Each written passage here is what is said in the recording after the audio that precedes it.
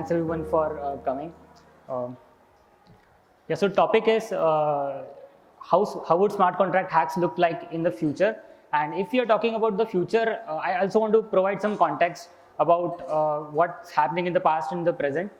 So just a quick intro about me. So yeah, I work in the JavaScript team in Ethereum Foundation, and I've also did my masters in cryptography from ISI Kolkata, and I enjoy contributing to open source a lot. And currently, since 2023, I'm exploring zero knowledge tech, specifically in the privacy applications. So some incidents in the past. So we have seen, if anyone is following crypto Twitter, then we can see a lot of events that are happening. Specifically to smart contract hacks, and I have categorized them in rug pull, side channel, and smart contract hacks. So just explaining about the first category, rug pull. Rug pull is just typical DeFi NFT hacks, scams that we see, where the creator of the project they intend to steal funds of the users that they have. So it's like a scam.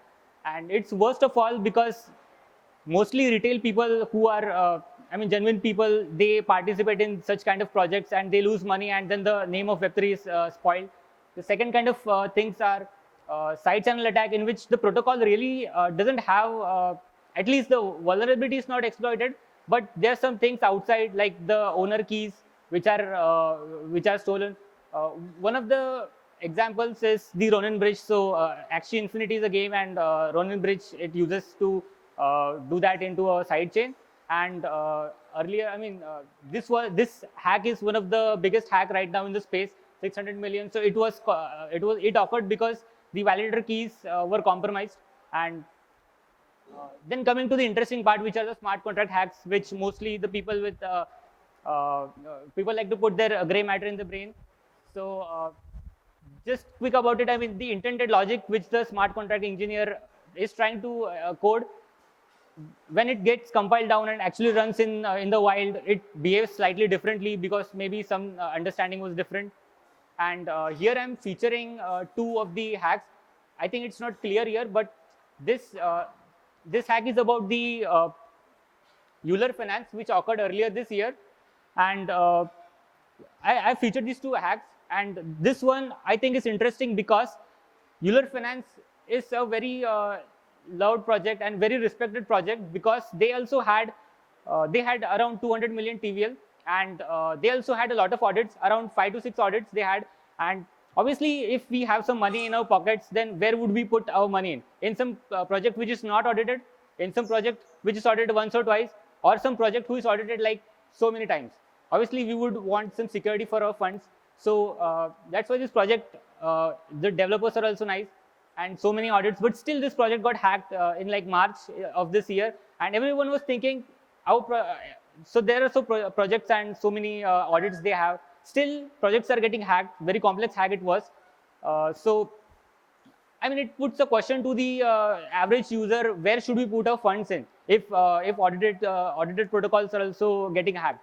So we can put our money in some of the best projects, like they call it blue chips. So Uniswap, Aave, Curve.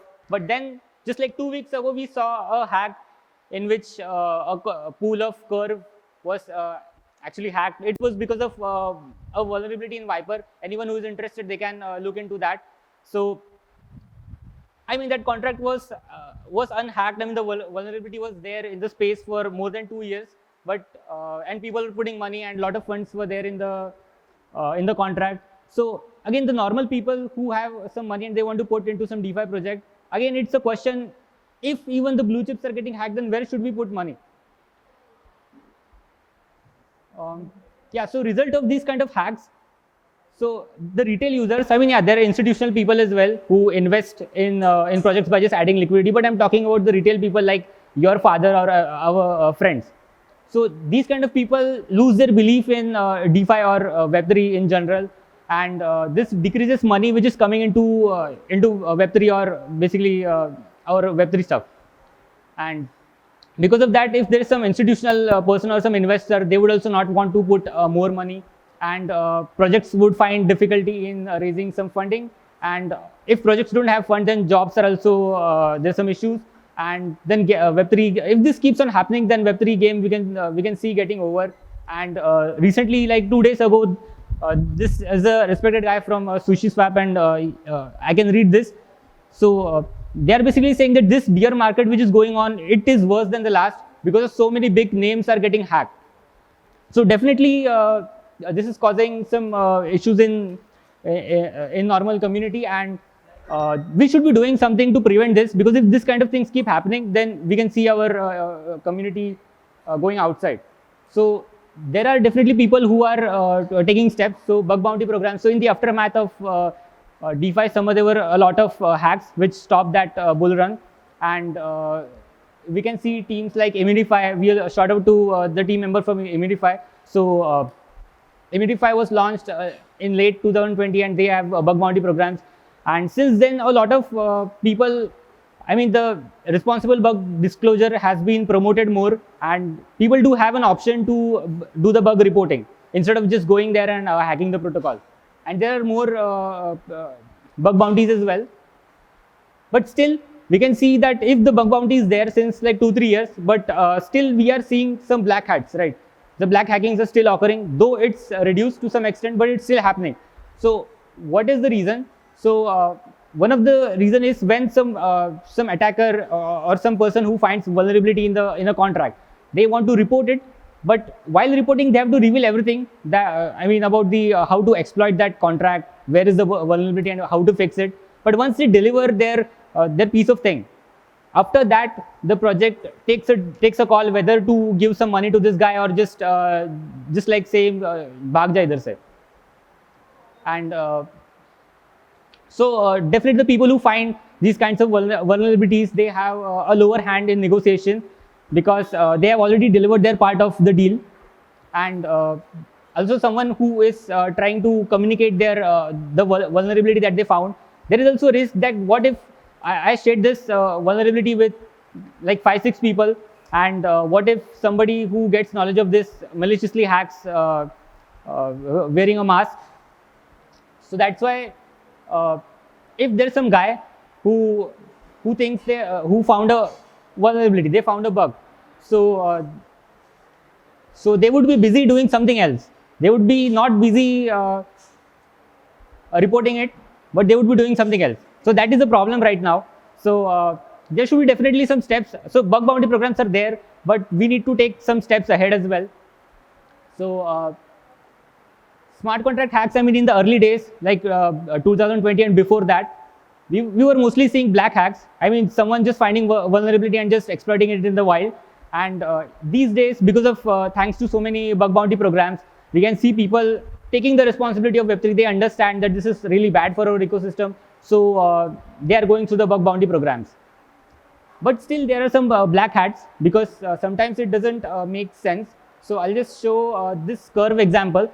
So Curve was hacked for 2 days ago for 24.5 million. And it's not visible here, but once that hacker did the exploit, they hacked like 24 million. And then the Curve team was like, we can offer you 10% of that, but you return the 90% of funds. But what if that hacker would have initially just applied for the bug bounty? So here is the Curve's bug bounty, and the maximum bug bounty that can be they are offering is 250K. So bug bounty, the funds which are available, it's like 250K, but afterwards when the hacker has actually exploited and then trying to extort money, they are being offered more. So obviously any nerd who has find some kind of vulnerability, they would be more motivated to actually exploit, and then that create PR issue for the project, and everyone gets scared. That is actually a very bad thing. So so I would like to share one of the open source project that I'm working on. So this tries to solve a problem where auditor or somebody who has found a vulnerability in an EVM smart contract. So they can, right now they have to reveal their exploit in complete details, but with this project they can generate a zero knowledge proof that they have actually done something on EVM and something has changed, and finally they can prove that the balance of this contract has become zero, or maybe share price of some contract has decreased, or they can prove some condition that holds after that exploit. So this way they can prove to someone that they know they have knowledge of some steps on EVM that they can take, or some exploit which causes something. So also this is an open source project, and so how does this work? Just to give a brief explanation, I'm using privacy and scaling explorations ZK EVM circuit. So this is a team under Ethereum Foundation who is building ZK EVM circuits, and the intention of them for building this is to prove the Ethereum layer 1 chain under zero knowledge snark. I mean, so right now everyone, all the nodes that are there in Ethereum all have to, whenever they receive a new block, they have to execute the entire block to see if that is actually a valid block. So the goal with that project created by PSC is to just have a ZK proof for that, so that everyone do not have to check all the transaction, execute all the transaction. So what I'm actually doing, taking that project, and then I think people are aware of mainnet fork. So if you have done smart contract development, so there is a concept of mainnet fork in which you have a Ethereum state or any chain, and you are just doing a mainnet fork and doing development in your local laptop. So I'm running these circuits on a local mainnet fork. So this way, the block that I'm authoring on the mainnet fork contains the exploit transaction. So, and after that, we can also open some public inputs through which we can prove that some share price or some balance of a contract which is getting zero. So this block is private, and we are not like publishing the block, but someone priority to it, then you should be able to figure out. Very generic answer. So, well, Damn. are you all right? Are you alright? You all right, right? Sure. Cool. So, very tactfully answered. Any other questions, people? Okay, so I hope that's all of the questions. So, Yeah, thanks thank very you, much. and thank you for your time. Please, let's have another round of applause for Soham. Thanks, guys.